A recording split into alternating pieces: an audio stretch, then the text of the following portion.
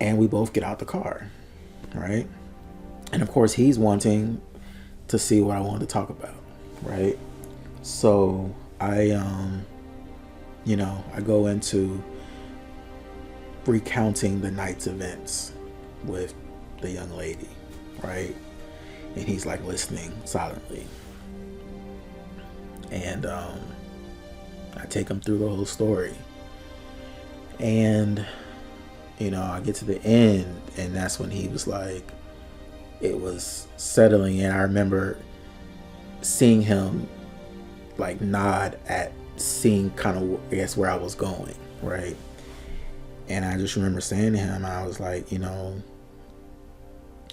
this is a pattern at this point, that I keep kind of getting caught in your web when all I want to do is work. I just want to work, and I want to keep moving towards what I originally set off to do and what I thought we had, partnered up to do, but I keep getting caught in your personal life and the web of your personal life. And it's one thing if you choose to kind of conduct your life the way you want to, but I don't understand why you like stupidly, like, I don't know if you're doing it on purpose or not, but you're letting me get caught in it, and I think you're aware of it.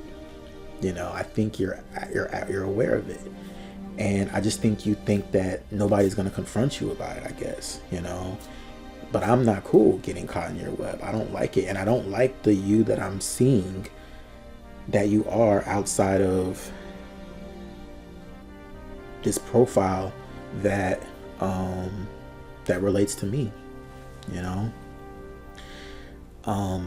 I said, everybody that, we're around, all of our actors, all the people that know us, all the people you introduced me to, people I've introduced you to, everybody just thinks you're just this great guy. Everybody thinks you're this great guy, but I know you're not. I know you're not that person. And I know you're pretending, and, it bothers me that most of what, I hear about you is just how much, you're like this ideal guy and blah, blah, blah, and everybody loves you. And I remember saying it bothers me because, I've realized that I do too. And, I have these feelings, towards you. And I remember, I'm paraphrasing, by the way. I remember he said to me after I said that, he says, he said, I know, or I already knew. Which that bothered me as well. The fuck you mean you already knew that I had feelings towards you? The fuck you mean you already knew?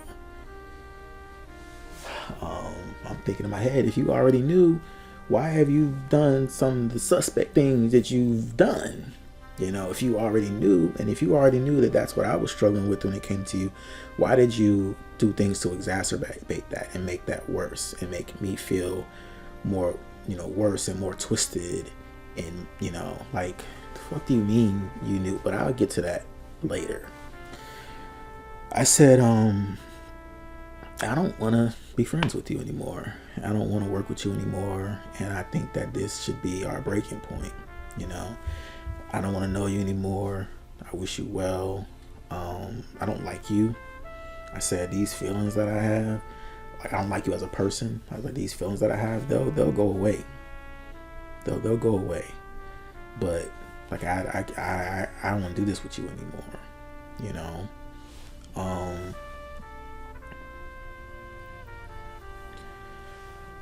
And I don't remember him saying much. I'm sure he eventually like tried to start like justifying himself and like probably apologizing, really not justifying, but apologizing and trying to convince me that oh, I'm not this person, Lamont. You know, you got to believe me. Give me a chance to prove to you. These are literally things that he said to me in that moment. You know, give me a chance to prove to you that I'm not this person. I'm gonna prove to you I'm not this person. I know how it looks, but I'm not this person. You know, give me a chance. I don't want to stop. Da, da, da, da. And you know, I have to tell a story about something that happened in the conversation, in the story about when I confronted him about losing his job. There was another parts of that story that I forgot. You know, we had that emotional meeting with me, him, and Sheila. Her name was actually Sheila Marie. She's very well known now, and I love her. She's married and happy, which I'm very happy about because she deserves it. She deserves it. If you're watching, Sheila, you know what we've been through, and I'm happy for you.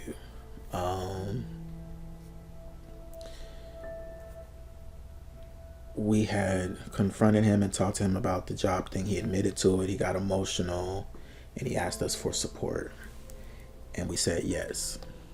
And I remember Sheila left first, and then he walks me outside down his driveway. And I remember we stopped in the middle of his driveway of his house, and because I always park on the street, so we were walking to my car so I could leave.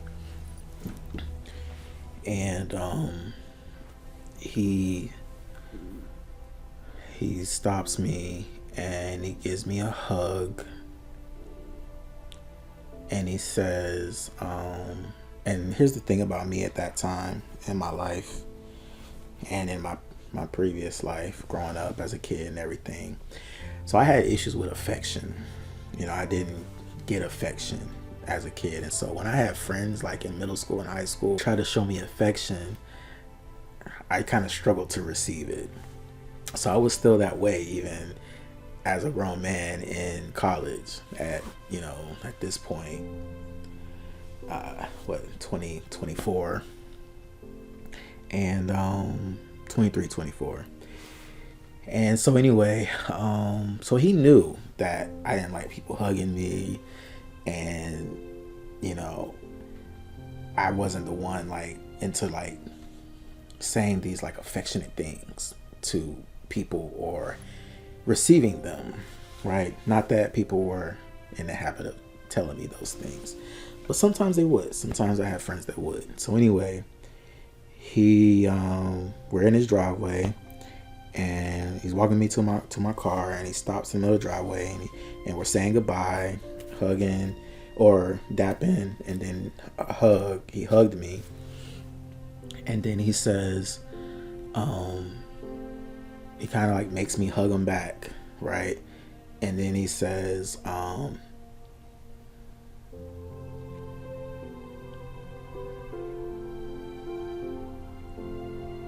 he says, "You know I love you, right?" And I probably didn't answer. And he says, "I'm not letting you go until you say it back." So I said it back to him, and then he let me go. And then I left that day, right?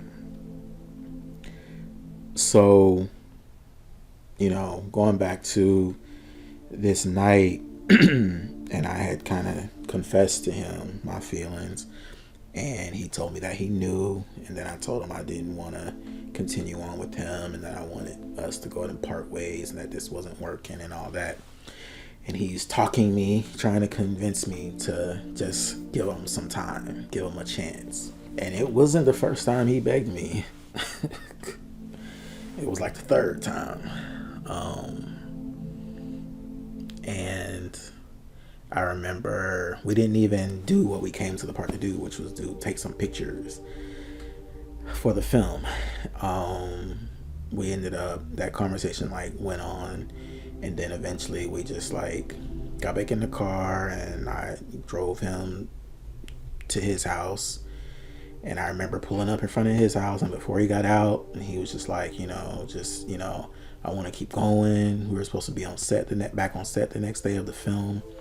And he's like, he just wanted me to give him some time, to prove to me that he was this better guy that I thought he was, And I was like numb at that point. I remember being numb. And I agreed at the very least that we would keep our commitment as far as the film that we were already in the middle of and we had scheduled. And that we did all this work to prep and all these people that we asked to be a part of it. So I was like, I'll see you in the morning. He got out and everything. And I remember the next day we were on set, and I remember the girl that was like our first AD, and I remember her asking me the next day, and she's like, what's going on? Like, something's wrong. What's wrong? And what she was talking about was she had noticed that I wasn't speaking to Jared the next day on set, because I'm sure we had like a full day of filming. And she noticed it, and she asked me like, what's wrong? And I remember he was like nearby, and actually I didn't really respond, but he responded to her, and he told her that, we're trying to like work through something, right now. I remember him telling her that. And I was just like despondent.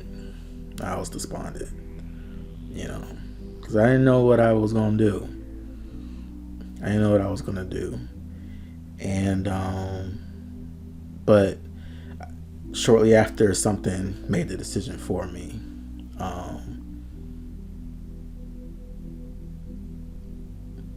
which I'll cover in another video, but as it relates to me and Jared at this time, how this culminated was we kept working on the project. There were some other incidents that happened after that and around this where some things popped up, some people popped up, and I started getting a little sensitive to the people that he would introduce me to and bring me around, because and there were people before even that moment. Like, there were people he went to school with. Some of them were I knew were clearly gay. Some of them were clearly DL.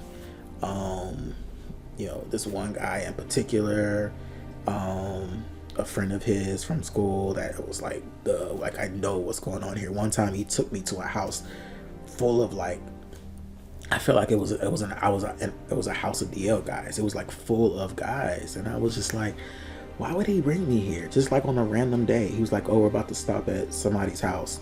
And we stopped at this house. It was like a 2-story house, and it was like a bunch of, college age dudes in the house. And then like his friend who was his age, who was out of school, he was there. And I just remember sitting in on the couch. We were there for a short time.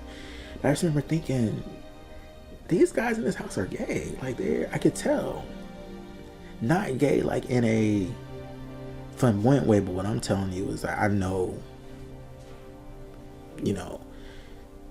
discreet DL dudes when I'm around them. Like, I know, and that was just an experience that I banked at the time, because I didn't have a full profile of Jared. I hadn't put a full one together, but I was just banking these things.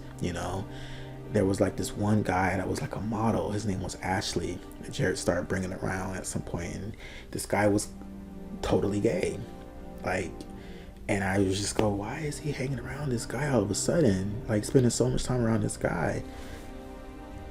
At the time, it was one of those things that was like making me like ring alarms in my head. And of course, in hindsight, years down the line, of course, I'm like, oh, I know what that was. He was hooking up with that guy, clearly, and some other people, that were suspect. There was all these things, and Like I have emails that I sent him during that time, like confronting him and being like, yo, like, can you explain all these like mysteries that keep popping up? And you introduced me to this person, but this person kind of whispered this about you, and this person kind of made an offhand comment of this about you, and I don't know who I'm dealing with, who am I in business with, and every time I would come to him with that, he would try to reassure me. Sometimes I guess he would be offended, but there was a long track record of those things. And by the time the incident started happening in like late summer 2008, I just felt like I was like in too deep with my relationship with him and everything I had invested in him and what we were doing. You know what I mean? Like, I was trying to help him get his acting stuff going. I was doing demo reels for him. He was always sending me, test pictures of what he modeling pictures and stuff like that. And he was trying to get things going for him, and I was always super supportive. I was always doing stuff for him, and I was teaching him how to understand Shakespeare. I'm sure I taught him a lot as an actor, and trying to push him a lot as an actor. Like, it's been interesting to watch his career from afar in the years that we haven't been in touch. And I think he's made a respectable career for himself as an actor, but the potential that I saw for him back then, 15, 20 years ago, like, it was way beyond that. I just don't think he clearly didn't see himself as that kind of actor. And if he did, I don't feel like he took acting seriously enough to get himself there. And I feel like it reflects in the work, the resume that he's built so far, and now I understand that he does like acting coaching and stuff like that. And I'm just like, I hate to say it, sorry, Jared, I hate to say it, but I just see it as just another way that you're grifting, unsuspecting people, like actors who don't know better, as a way to, I'm sure, to make money.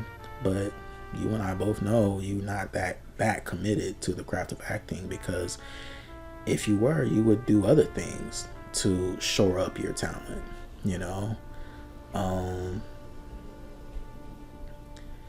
So, it's just like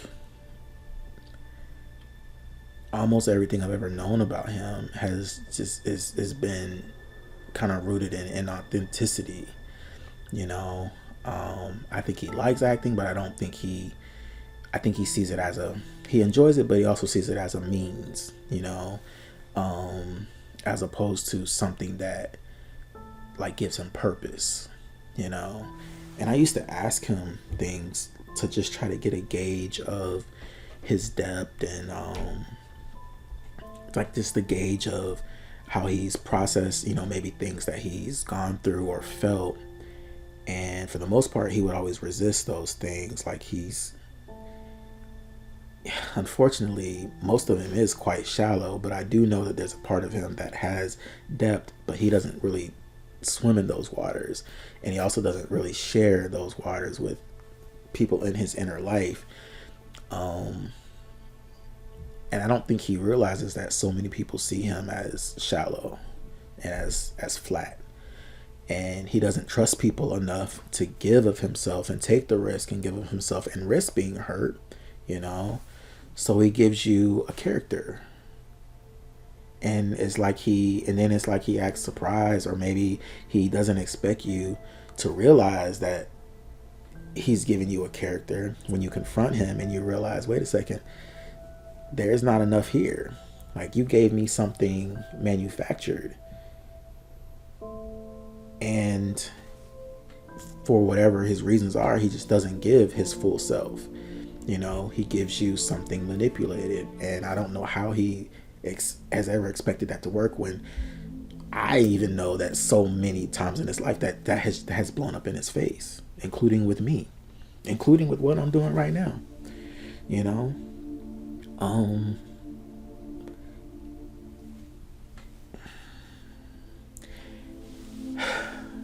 This video is going to end on that point in 2008, that those moments with him that I described did culminate in me leaving school. He wasn't the direct reason, like he wasn't the straw that broke the camel's back that made me just dip and leave Tallahassee. Just dropping everything and leaving, right? So we didn't even finish the film we were filming. I didn't renew my job. I was supposed to enroll that next semester for school to get closer to graduation. I didn't. Another incident was the inciting reason why I did, but the stuff with Jared were the rest of the reasons. The stress of that, you know, it was just a lot of stress. And that was also the period of my life where my toxic relationship with stress really started. So in during these years, when we started having difficulties, because we really kind of started having difficulties pretty soon after partnering, but they started really small and just not things that I felt like were that weighty. You know, I didn't see those things necessarily as make or break. But as things continued, and I was just kind of like,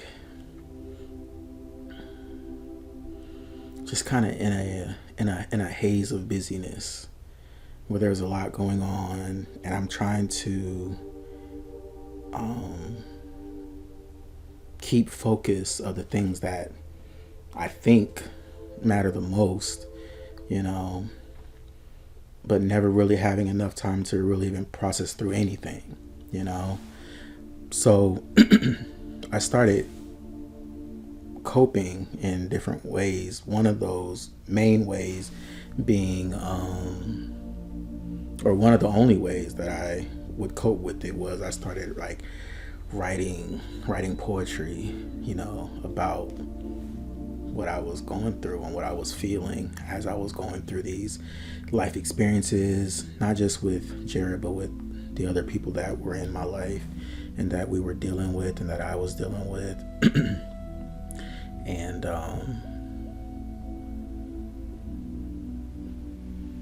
yeah, you know, it was interesting, the things, that the ways that I captured, you know, my feelings and my thoughts during those early years.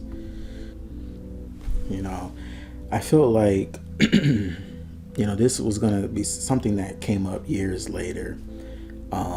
Is Jared would accuse me of accusing him of just kind of like playing into what he said he knew and picked up on in 2008 that I wasn't, you know, aware of at first until Keisha mentioned it, but basically like my feelings for him. And I just felt like the more that I thought about that part at the time, around 2008 and 2009, I just started to feel like I don't feel like if that is truly what's happening with me, and I've developed feelings for him, I just don't feel like I got there by myself. And so I just started going back and just looking at our experience even at that point, and like tracing how I felt like he either played into that, he either designed that to happen by doing certain things he did, or even once he became aware of it, I feel like he should have stopped doing things that could play into it or exacerbate my feelings. I remember one time we were at rehearsals for MBK, and it was like season 2, and we used to have our rehearsals at FAMU. One of our cast members and producers, James Bland, had like arranged that we had free access to their band room in the nighttime to have rehearsals. And I remember this one night, I'm in there, I'm rehearsing, and I used to I have like a format for my rehearsals where we would start off doing exercises, and I would let like Sheila Marie used to like to take the lead and lead like warm up exercises and and stuff that promotes chemistry amongst the cast. And we were working with a lot of people who weren't trained as actors as well, or they were budding actors and all that. So we would start our rehearsals with that usually, and then we would break out. I would break the groups out based on scene partners. And I remember this moment of me working with one of the smaller groups, and next thing I know, while I'm like giving them notes and stuff, I feel somebody's hand on my neck giving me a massage. And I look next to me, and it's Jared massaging my neck.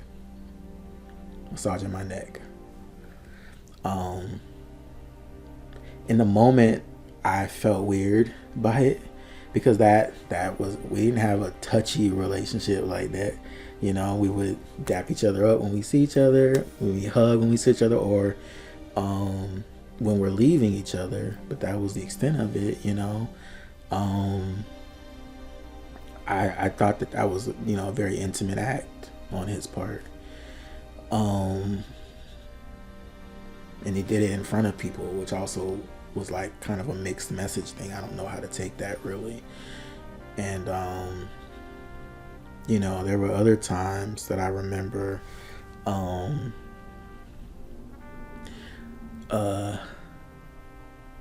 I can remember being at his house.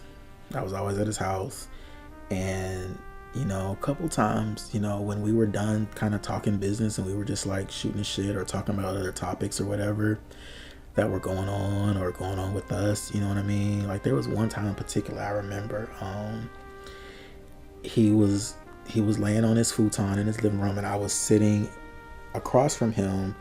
There was the wall, and I was sitting against the wall, but I was like just like a couple feet from him on the futon, and he was laying on his stomach and he was facing me off of his futon, and we're just talking. But I just remember, I'll never forget, like I was just like looking at him in his eyes, and it was just like something in his eye that was like, I read it as sexual. Okay, I remember thinking, why he got that look in his eye at me right now? And it's late at night. I was pretty much about to get ready to go home, because that's how it would go. We would do our business, and then I would go home.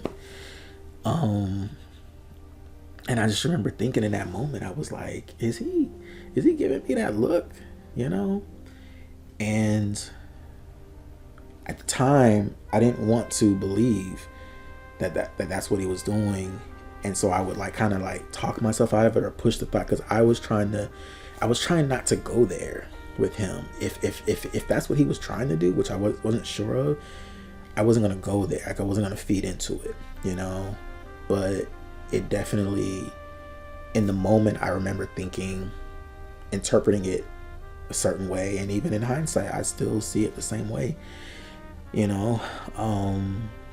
There were other moments like that, you know what I mean? There was the time where, he fell asleep in my bed, and I put this scene in my movie, actually, in Taxman, talking with the Taxman about poetry, and he came over my apartment one night after doing wherever he was, and it was late, and I was home editing on my bed, spread out on my computer, on my bed, on my laptop. And he comes over, and we didn't have a meeting scheduled. He just came over, and we were talking, and I was working, and then next thing I know, I look over, he fell asleep in my bed with me in it. And I remember thinking, I was like, I don't think he meant to do that, and if he wakes up, I don't want him to feel uncomfortable. you know. And so I remember I looked at him, and then I got up, and when I was ready to go to sleep. Actually, that's not what happened. I fell asleep too. Like, he had fallen asleep at some point, but I didn't realize it. And then I fell asleep at some point right there at my computer. And then I woke up and realized that I fell asleep and that he was asleep too. And I remember thinking, this don't look right, right? And I said, if he wakes up, he might just feel some kind of way, or he might freak out. And so I remember instead of going back to sleep, I got out of my bed and I went into my living room, and I slept on the futon in my living room, just so he wouldn't be uncomfortable, you know, with that picture. And I remember in the morning, he woke me up as he was leaving, and I just remember it was just a real uncomfortable, like a weird energy between us as he left. You know, I put it in my movie, and I feel like I captured it pretty well. Matter of fact, I'll put the clip here.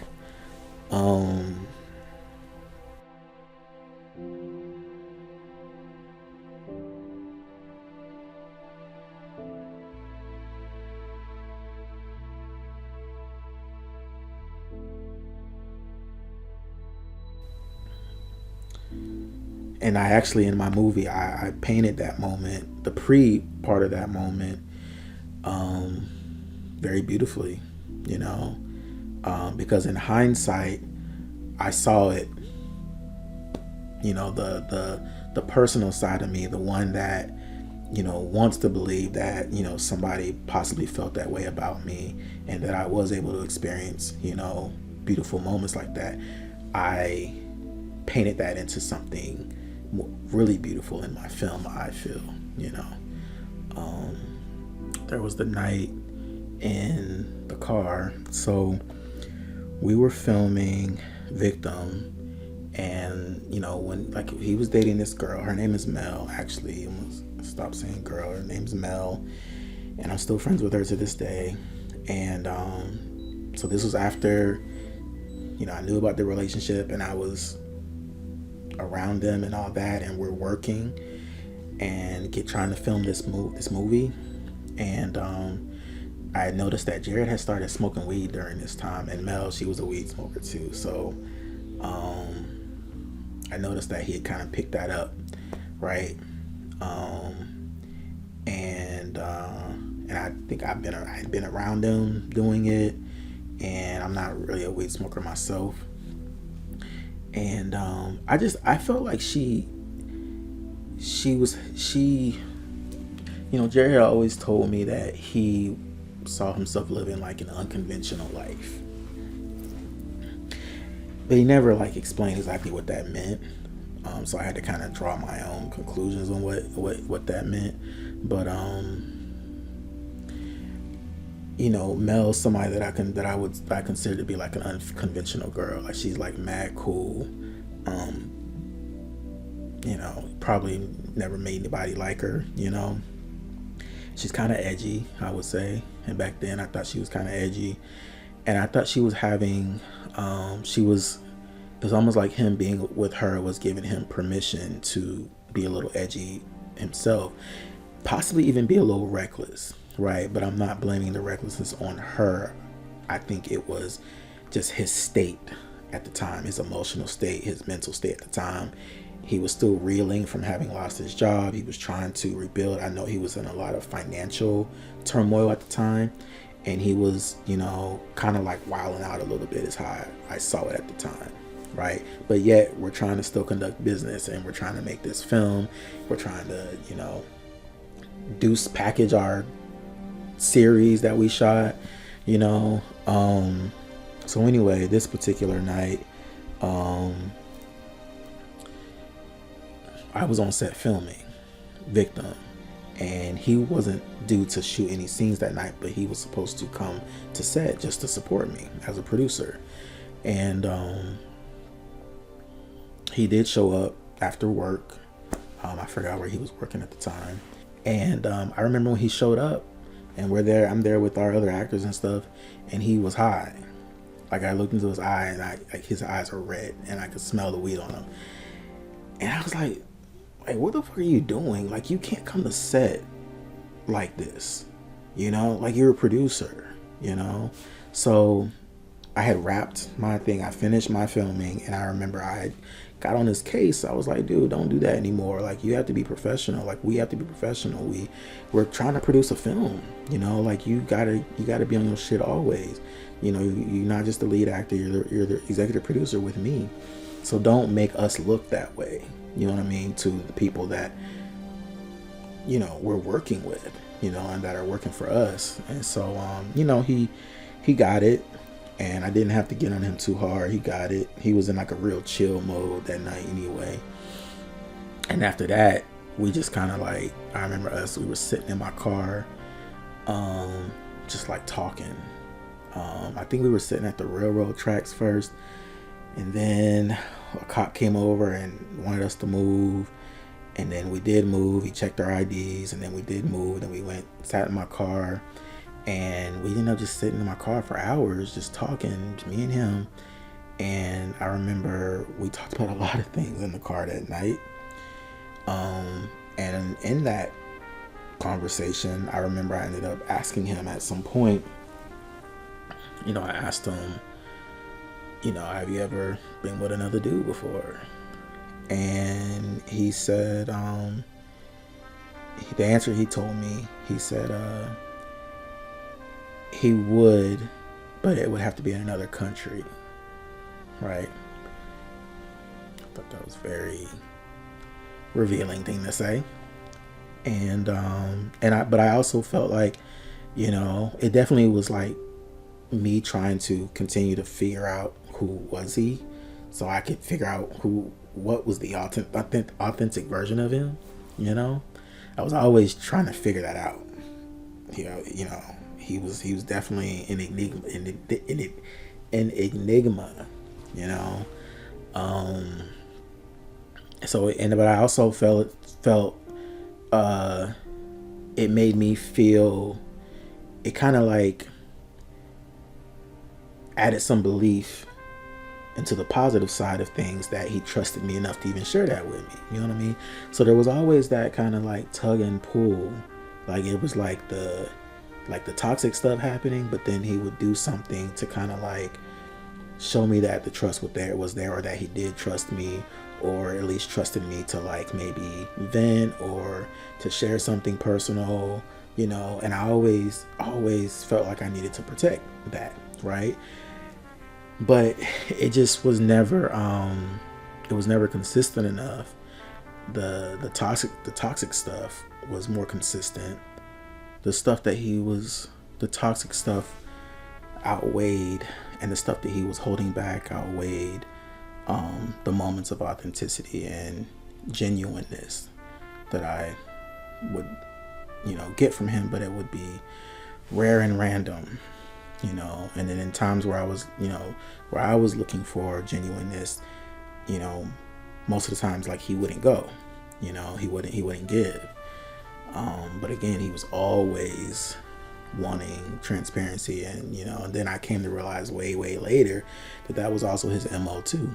You know what I mean? Like, keep his stuff to himself, but he you know, uses what he knows about other people, you know, to use back on you, you know, which he did with some of these girls that they told me about, and he did it with me in certain ways, you know. He's good for that.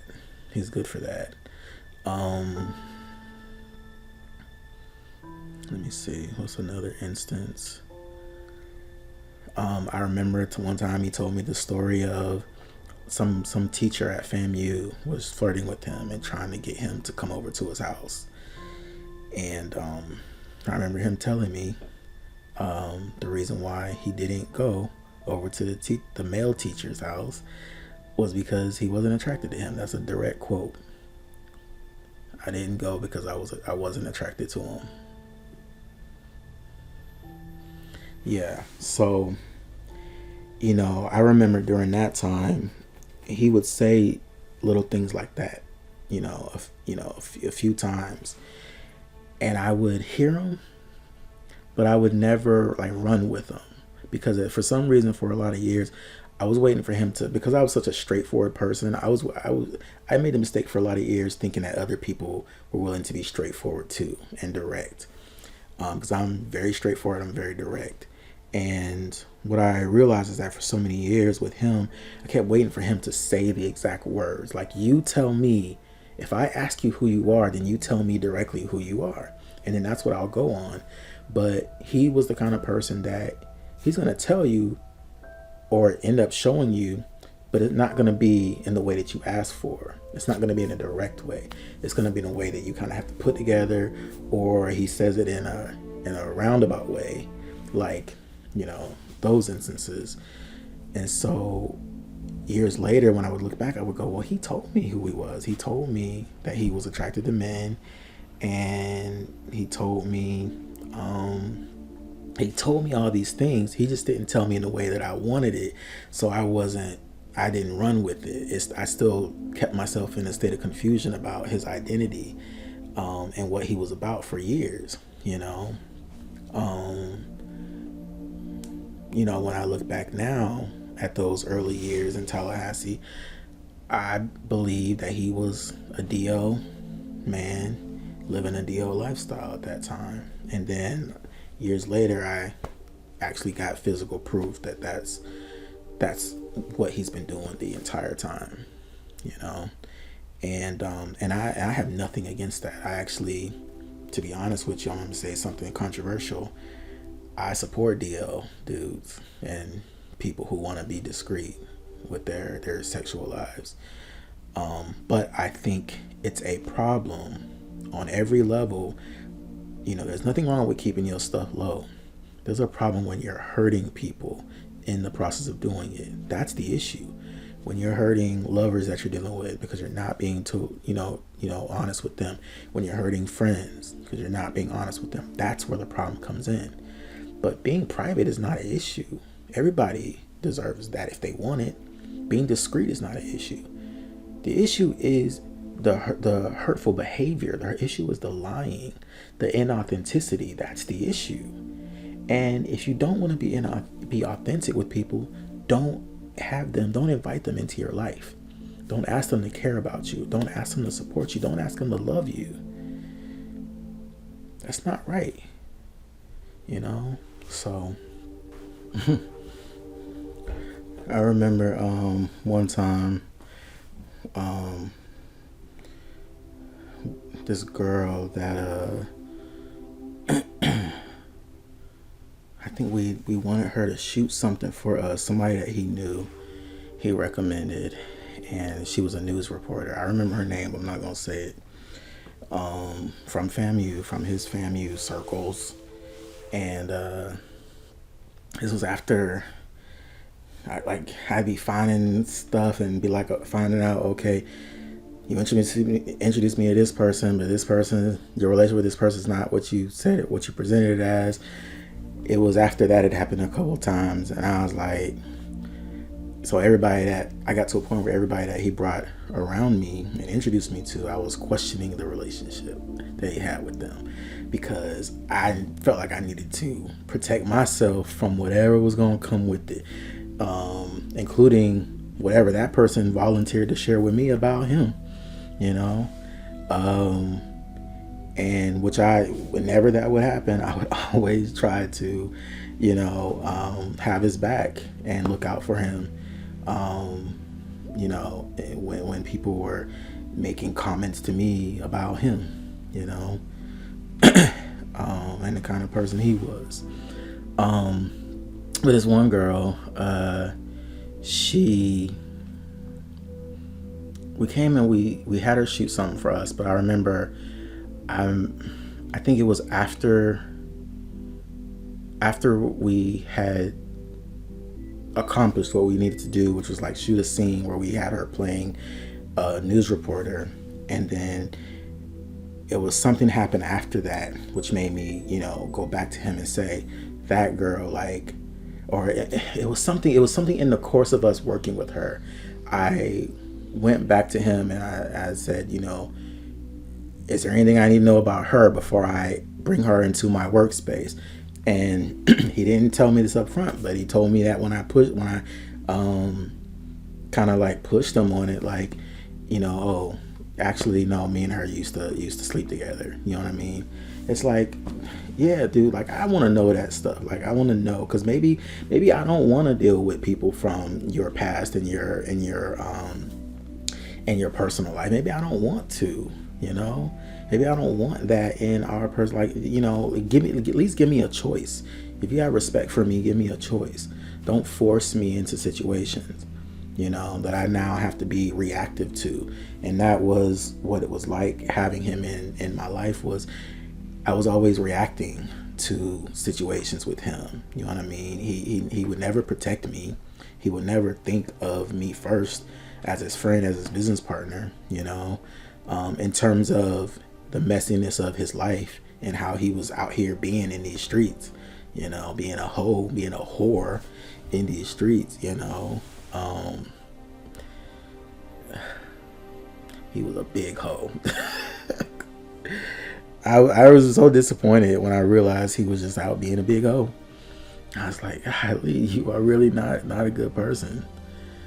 Like, and getting into these, situationships, but you're making the person think that it's more, and and then when they confront you, you act like, oh, well, I never said we were official and all that shit. But yeah, you'll do stuff like move them in your house, and you play all that bullshit. And it's just like, dude, grow the fuck up. Like, at this point, I met you at 25, you know what I mean? And I'm around you as you are growing older, so when we get to like, 28, when you get to 30, when you get to like 33, and you still moving like this, like, grow the fuck up. Like, at the very least, be straightforward with what you are about. You know what I mean? Stop doing this, playing this role. And I always say, he acts way better in his real life than he ever has on screen. He is a better actor in real life than he is on screen when he's actually acting. Like, in his real life, he's doing nothing but playing characters for everybody, and I kept trying to get him to like, yo, I'm the kind of person you can be yourself at. Like, I'm not gonna judge you. I don't want you judging me. You know what I mean? I think that relationships are about understanding. You know what I mean? I don't necessarily have to agree, but if I have understanding of who you are and why you are that way, you know what I mean? Like, that means something to me. So you don't have to act for me. You don't have to pretend for me. Just tell me who you are. But that's the thing. He didn't want people to have a choice.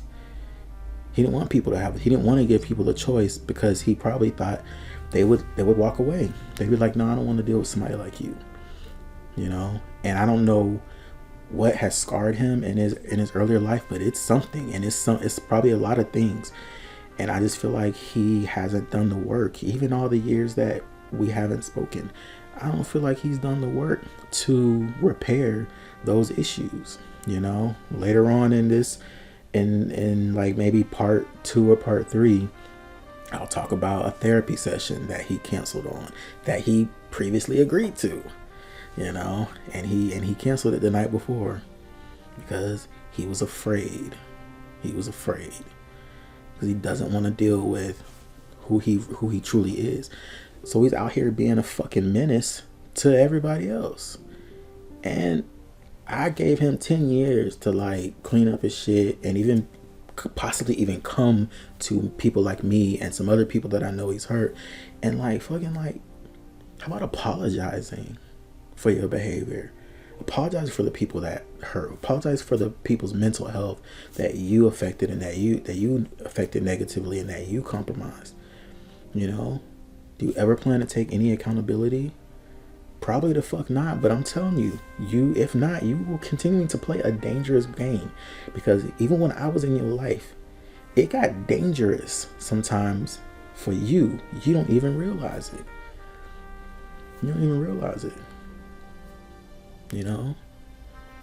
So unfortunately, this is just, you would think that this was the end of the story, but this is just the first 3 years of the 11 years that I spent with him. And so I'll be back to tell you about the next era.